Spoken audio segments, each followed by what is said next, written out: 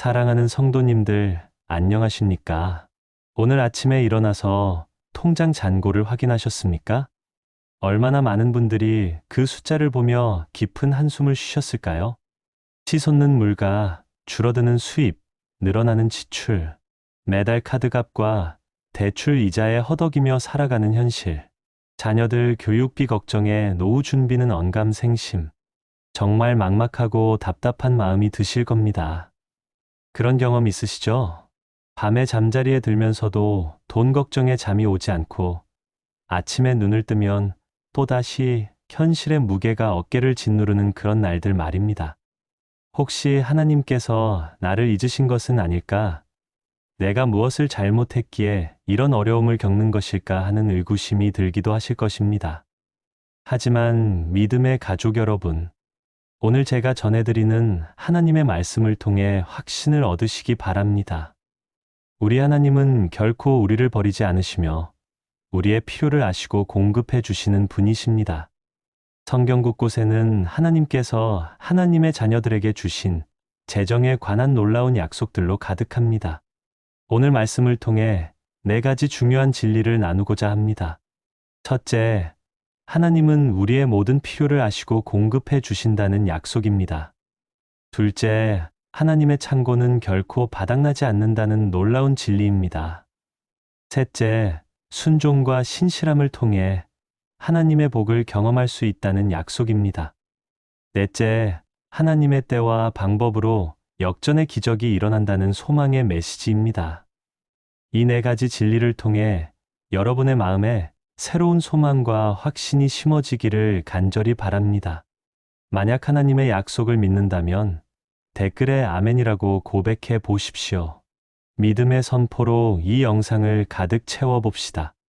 그리고 아직 구독하지 않으셨다면 지금 바로 구독 버튼을 누르시고 좋아요도 눌러 이 메시지가 더 많은 이들에게 전해질 수 있도록 함께 해 주십시오. 그럼 약속의 말씀을 하나씩 알아보도록 하겠습니다. 첫 번째로, 하나님은 우리의 모든 필요를 아시고 공급해 주신다는 약속에 대해 말씀드리겠습니다. 많은 분들이 재정적 어려움 가운데서 하나님께서 과연 나의 형편을 아실까 의심하기도 하십니다. 내가 지금 얼마나 어려운지, 얼마나 절박한지 하나님께서 정말 아실까 하는 마음이 들기도 하지 않으십니까? 특히나 주변 사람들은 잘 사는 것 같은데 왜 나만 이렇게 힘든지 하나님의 사랑을 의심하게 되기도 합니다. 그러나 성경은 이렇게 분명히 말씀하고 있습니다. 마태복음 6장 26절에서 예수님께서는 이렇게 말씀하셨습니다. 공중의 새를 보라, 심지도 않고 거두지도 않고 창고에 모아들이지도 아니하되 너희 하늘 아버지께서 기르시나니 너희는 이것들보다 귀하지 아니하냐? 이 말씀이 얼마나 놀라운 약속인지 아십니까? 예수님께서는 하늘을 나는 새들도 하나님께서 먹이시는데 하물며 하나님의 형상으로 지음받은 우리 인간을 어떻게 버려두시겠느냐고 말씀하고 계십니다. 새들은 씨를 심지도 않고 추수하지도 않습니다.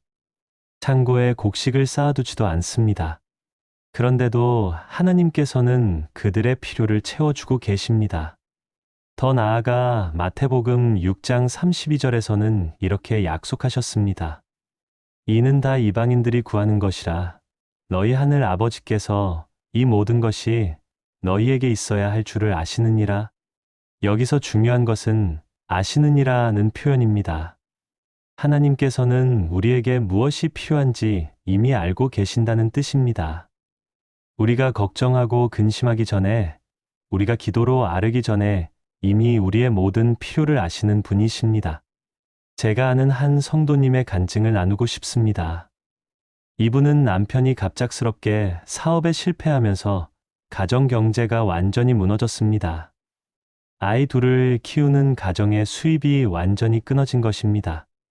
며칠 후면 월세를 내야 하는데 통장에는 10만 원도 남아있지 않았습니다. 그런데 그분이 하나님 앞에 무릎 꿇고 기도했습니다. 하나님, 저희 가정의 형편을 아시지 않습니까?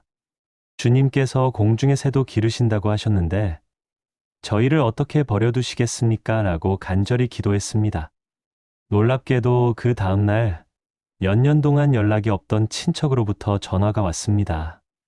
갑자기 마음에 부담이 되어서 도움을 주고 싶다며 당장 필요한 생활비를 지원해 주었습니다. 그 금액이 정확히 월세와 한 달 생활비에 해당하는 액수였습니다. 이것이 우연의 일치일까요? 아닙니다. 이것이 바로 우리의 필요를 아시고 공급해 주시는 하나님의 역사하심입니다. 빌립보서 4장 19절은 더욱 확실한 약속을 주고 있습니다. 나의 하나님이 그리스도 예수 안에서 영광 가운데 그 풍성한 대로 너희 모든 쓸 것을 채우시리라.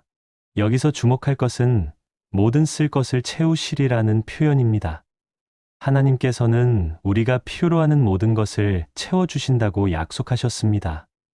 그것도 그 풍성한 대로 채워주신다고 하셨습니다. 하나님의 풍성함은 인간이 상상할 수 없을 정도로 크고 넓습니다. 사랑하는 성도님들, 지금 여러분이 겪고 있는 재정적 어려움을 하나님께서 모르실 리가 없습니다. 여러분의 통장 잔고도, 여러분이 밤에 뒤척이며 걱정하는 마음도 모든 것을 아시고 계십니다. 그리고 가장 좋은 때에 가장 좋은 방법으로 여러분의 모든 필요를 채워주실 것입니다. 두 번째로, 하나님의 창고는 결코 바닥나지 않는다는 놀라운 진리에 대해 말씀드리겠습니다. 우리 인간들은 항상 한계를 생각합니다. 내 주머니에 얼마나 있나? 내 통장에 얼마나 있나? 이번 달에 벌어들일 수 있는 돈이 얼마나 되나를 계산하며 살아갑니다. 그리고 그 한계 안에서만 생각하고 행동하려고 합니다. 하지만 하나님의 경제는 인간의 경제와 완전히 다릅니다. 구약시대 이스라엘 백성들이 광야에서 40년간 생활할 때를 생각해 보십시오. 광야에는 농사질 땅도 가게도 시장도 없었습니다. 200만 명이 넘는 사람들이 어떻게 40년간 먹고 살 수 있었겠습니까? 출애굽기 16장 4절에서 하나님께서는 이렇게 약속하셨습니다. 여호와께서 모세에게 이르시되 보라, 내가 너희를 위하여 하늘에서 양식을 비같이 내리리니 하나님께서는 하늘에서 만나를 내려주셨습니다. 매일 아침마다 이슬과 함께 만나가 내려왔습니다. 40년간 하루도 빠지지 않고 200만 명이 넘는 사람들의 식량을 공급해 주셨습니다. 그 어마어마한 양의 식량이 어디서 나온 것입니까? 바로 하나님의 무한한 창고에서 나온 것입니다. 더 놀라운 것은 신명기 8장 4절의 말씀입니다. 이 40년 동안에 내 의복이 헤어지지 아니하였고 내 발이 부르트지 아니하였느니라. 40년간 같은 옷을 입었는데 헤어지지 않았다는 것입니다. 40년간 신발이 닳지 않았다는 것입니다. 이것이 인간적으로 가능한 일입니까? 절대 불가능합니다. 하지만 하나님께는 가능합니다. 열왕기상 17장에 나오는 사르밧 과부의 이야기도 마찬가지입니다. 극심한 가뭄으로 온 땅에 기근이 들었을 때였습니다. 과부는 마지막 남은 밀가루 한 움큼과 기름 조금으로 떡을 만들어 아들과 함께 먹고 죽을 각오를 하고 있었습니다.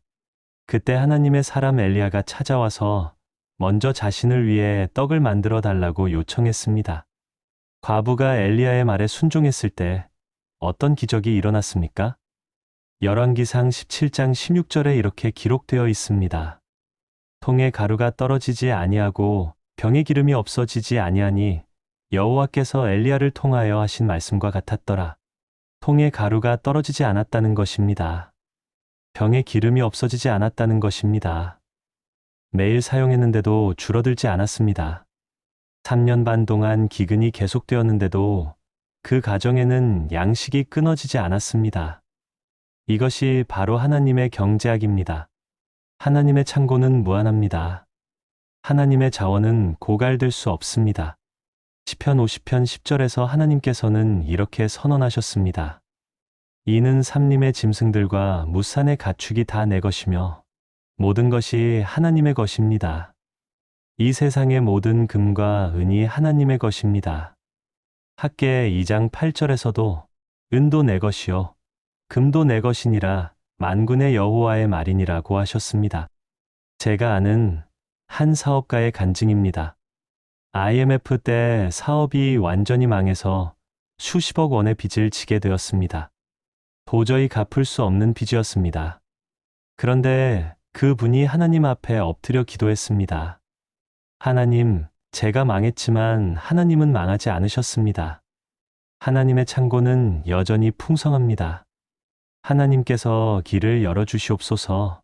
그 후 그분은 작은 일부터 차근차근 다시 시작했습니다. 하나님을 의지하며 정직하게 사업을 운영했습니다. 놀랍게도 10년 만에 모든 빚을 갚고 이전보다 더 큰 사업가가 되었습니다. 지금은 많은 선교사들을 후원하며 하나님의 일에 쓰임받고 있습니다. 사랑하는 성도님들, 여러분이 지금 경제적으로 막막한 상황에 있다고 해서 하나님의 창고가 비어 있는 것이 아닙니다. 하나님의 자원은 여전히 무한하고 풍성합니다.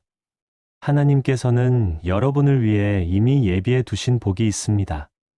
믿음을 잃지 마시고 소망을 품으시기 바랍니다.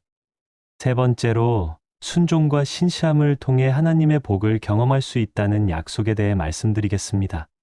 많은 분들이 하나님의 복을 받고 싶어 하시지만 어떻게 해야 그 복을 받을 수 있는지 모르시는 경우가 많습니다. 성경은 하나님의 복을 받는 분명한 원리를 제시하고 있습니다. 그것은 바로 순종과 신실함입니다. 말라기 3장 10절은 하나님께서 주신 가장 도전적인 약속 중 하나입니다.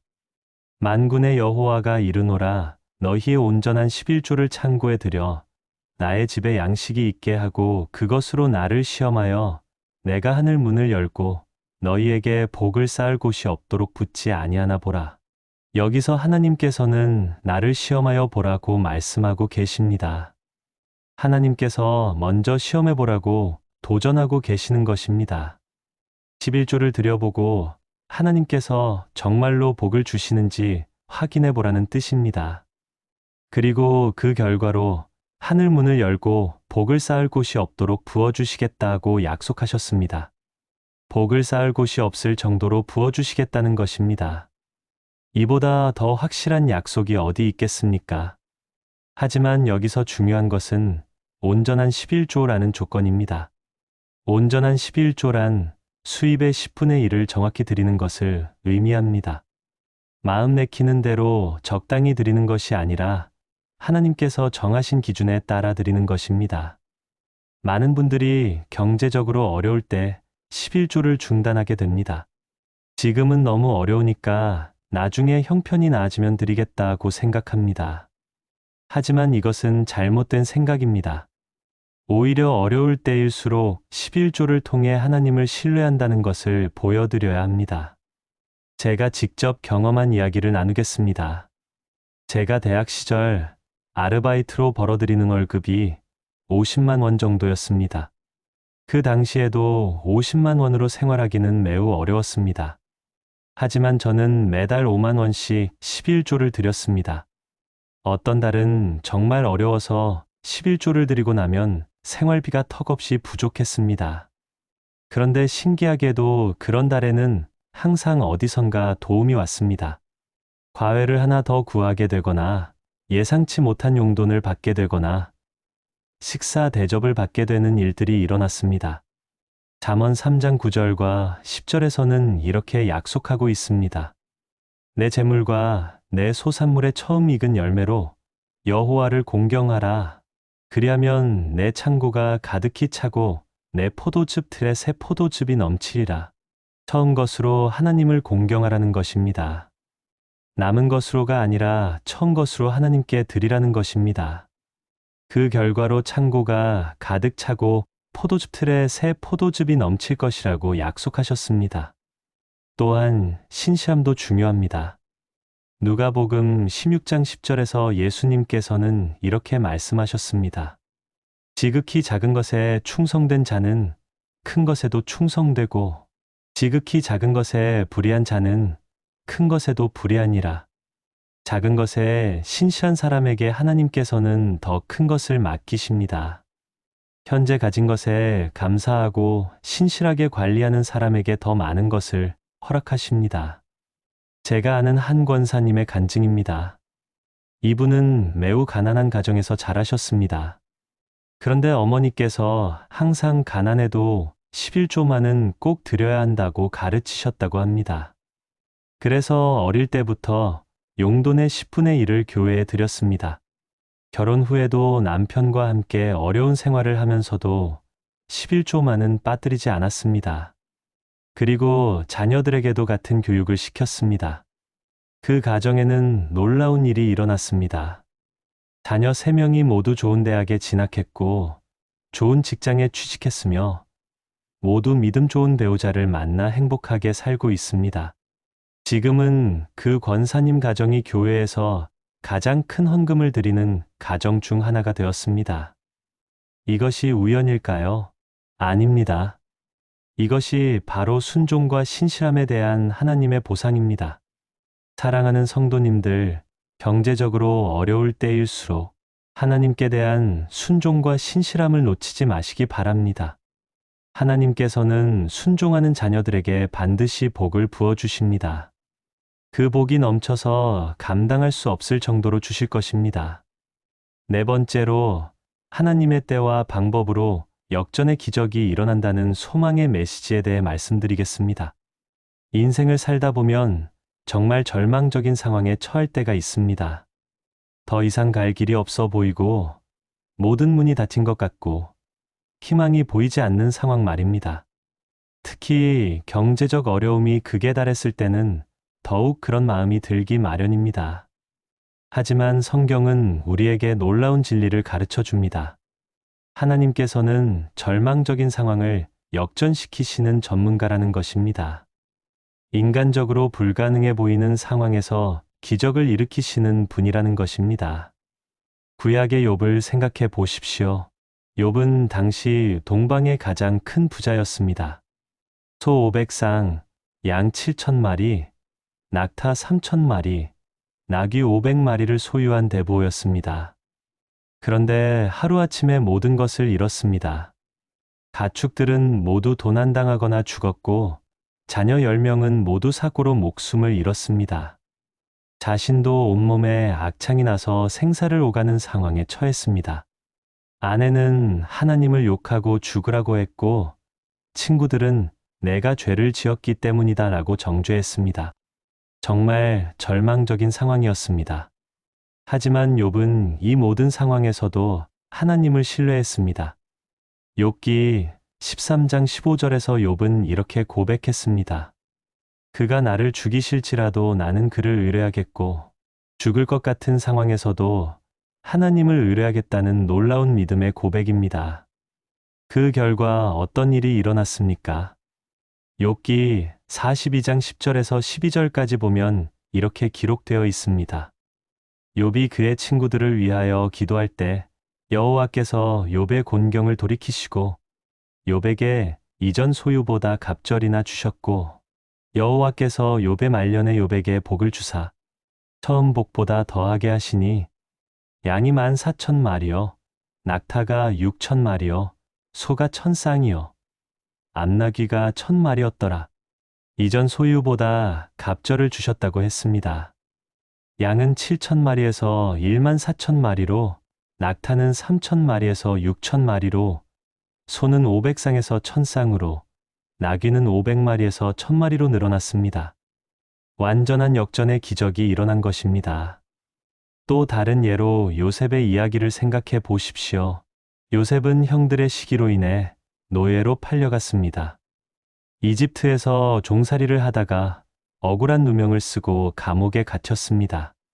13년 동안 노예와 죄수의 삶을 살았습니다.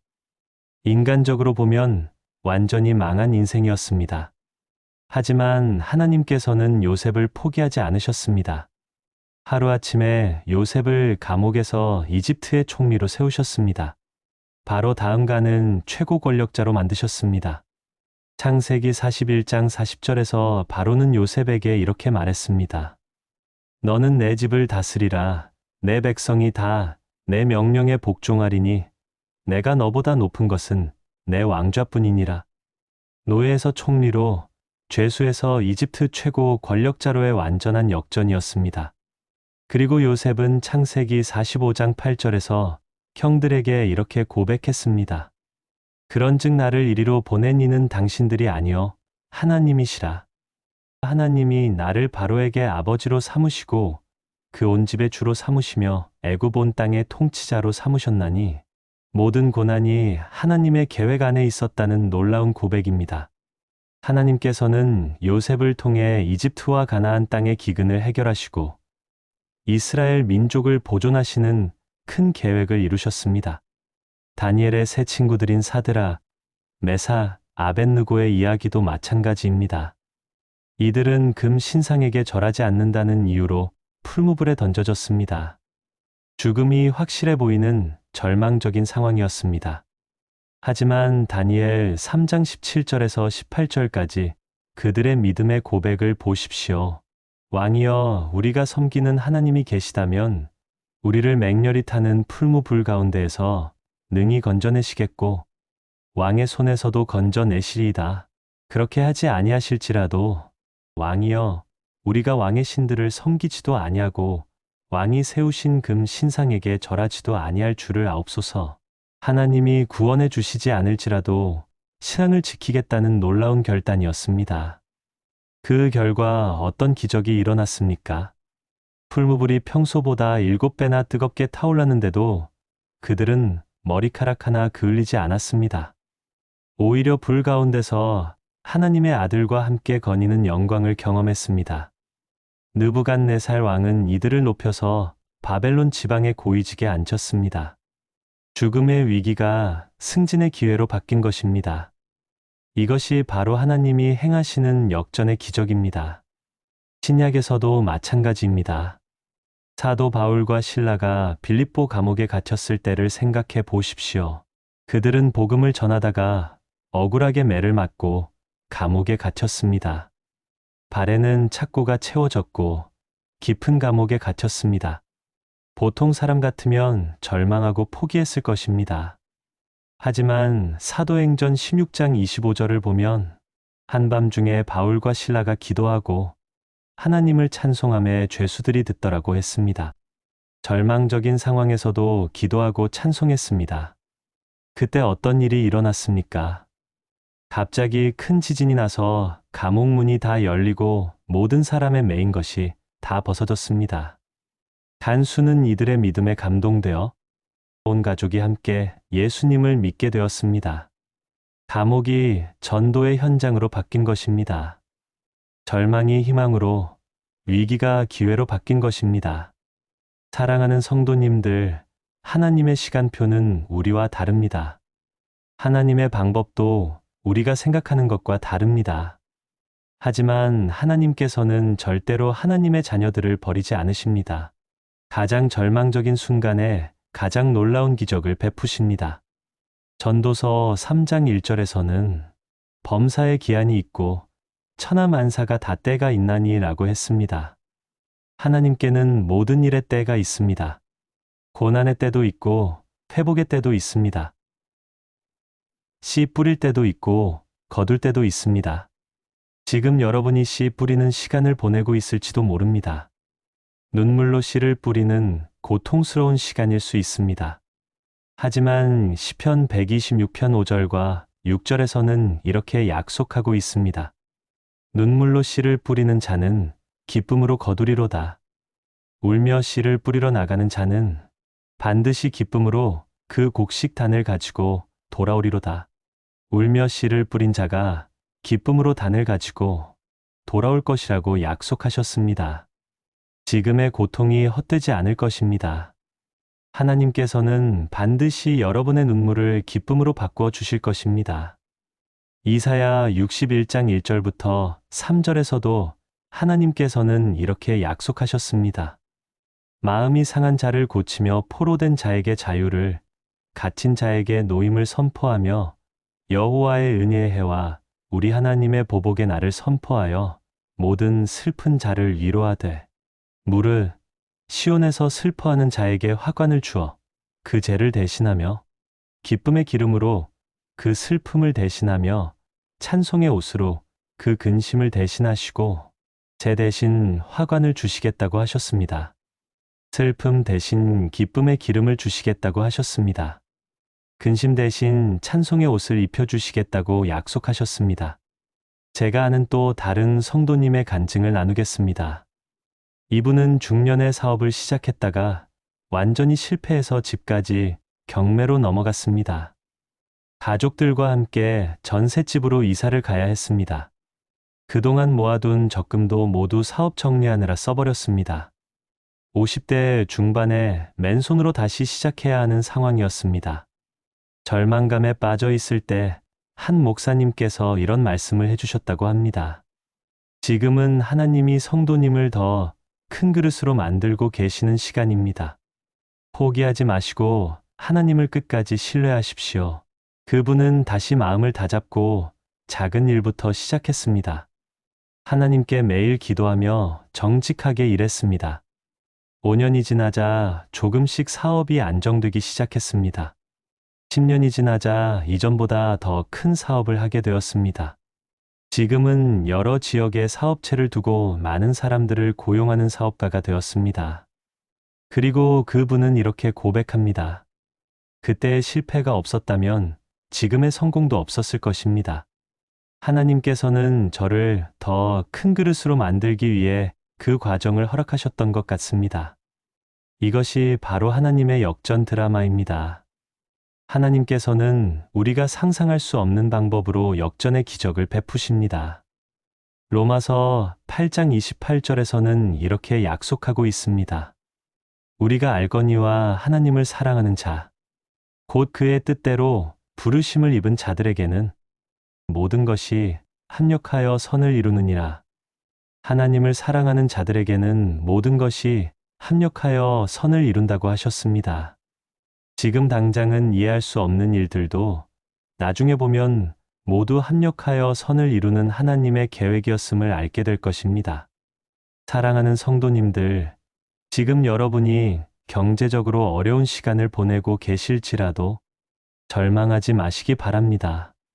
하나님께서는 여러분을 위해 이미 역전의 계획을 세워두셨습니다. 하나님의 때가 되면 여러분도 욥과 같이, 요셉과 같이, 다니엘의 세 친구들과 같이 놀라운 역전의 기적을 경험하게 될 것입니다. 하박국 2장 3절에서는 이렇게 말씀하고 있습니다. 이 묵시는 정한 때가 있나니 그 종말이 속히 이르겠고 결코 거짓되지 아니하리라. 비록 더딜지라도 기다리라. 지체되지 않고 반드시 응하리라. 하나님의 약속은 반드시 응답된다고 하셨습니다. 비록 더딜지라도 기다리라고 하셨습니다. 지체되지 않고 반드시 응할 것이라고 약속하셨습니다. 믿음의 가족들이여, 오늘 제가 전해드린 4가지 약속을 다시 한번 기억하시기 바랍니다. 첫째, 하나님은 우리의 모든 필요를 아시고 공급해 주신다는 약속입니다. 공중의 새도 기르시는 하나님께서 하물며 하나님의 자녀인 우리를 어찌 버려두시겠습니까? 우리의 모든 필요를 아시고 가장 좋은 때에 가장 좋은 방법으로 채워주실 것입니다. 둘째, 하나님의 창고는 결코 바닥나지 않는다는 놀라운 진리입니다. 이스라엘 백성들에게 40년간 만나를 내려주시고 사르밧 과부의 통에서 밀가루가 떨어지지 않게 하신 하나님의 능력은 지금도 동일합니다. 하나님의 자원은 무한하고 하나님의 창고는 고갈될 수 없습니다. 셋째, 순종과 신실함을 통해 하나님의 복을 경험할 수 있다는 약속입니다. 온전한 11조를 통해 하나님을 시험해 보라고 하셨습니다. 하늘 문을 열고 복을 쌓을 곳이 없도록 부어주시겠다고 약속하셨습니다. 작은 것에 신실한 자에게 큰 것을 맡기시는 하나님의 원리를 기억하시기 바랍니다. 넷째, 하나님의 때와 방법으로 역전의 기적이 일어난다는 소망의 메시지입니다. 욥도, 요셉도, 다니엘의 세 친구들도, 사도 바울도 모두 절망적인 상황에서 하나님의 역전 드라마를 경험했습니다.